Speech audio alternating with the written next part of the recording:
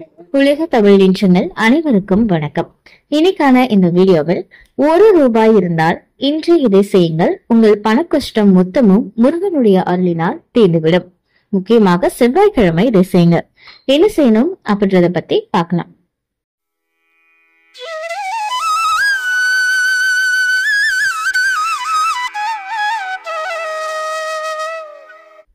முருகன் அப்படின்னு சொன்னாலே அது செவ்வாய்க்கிழமை அப்படின்றதுதான் நமக்கு ஞாபகம் வரும். ஏன்னா செவ்வாய்க்கிழமைக்கு உகந்த முருகனுக்கு உகந்த நாள் செவ்வாய்க்கிழமை. இப்ப நம்ம பாபா கும்புறோம், குரு கும்புறோம் அப்படின்னா அவங்களுக்கு வியாழக்கிழமை, அம்மன்னா வெள்ளிக்கிழமை, லட்சுமிக்கு வெள்ளிக்கிழமை. இது எல்லாருக்குமே தெரியும். அந்த வகையில செவ்வாய்க்கிழமை அப்படின்னு சொன்னாவே அதுக்கு உகந்த தெய்வம் முருகன் அப்படின்றது நம்ம எல்லாருக்குமே தெரியும்.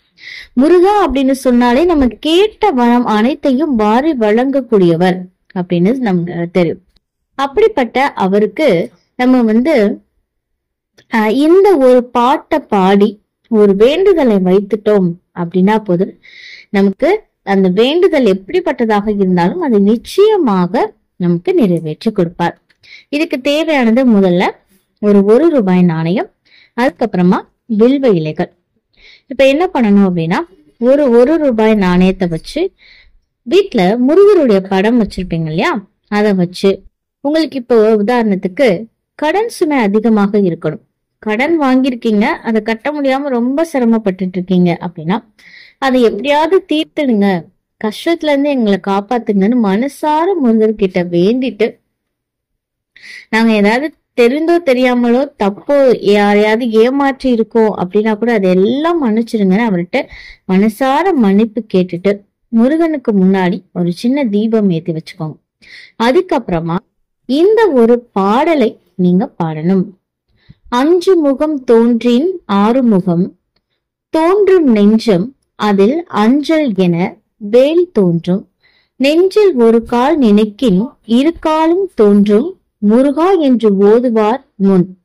இந்த வரிகளை நீங்க கண்டிப்பாக பாடணும். பாடி முடித்ததுக்கு அப்புறமா கடன் பிரச்சனைகள் இதெல்லாமே தீரணும் அப்படின்னா அந்த ₹1 மேல வில்வ இலையம் வச்சுட்டு இந்த தீபத்துல முருகன் ஆவாகனமாக்குறதாக நினைத்து மனதார வேண்டிட்டு இந்த பாடலை பாடி நீங்க வழிபாடு செய்தா போதும். அதுக்கப்புறமா உங்களுக்கு அந்த நாணயம் இருக்கும் பாத்தீங்களா, அந்த நாணயத்தை நீங்க பணம் வைக்கக்கூடிய பர்ஸ்ல வச்சுக்கோங்க.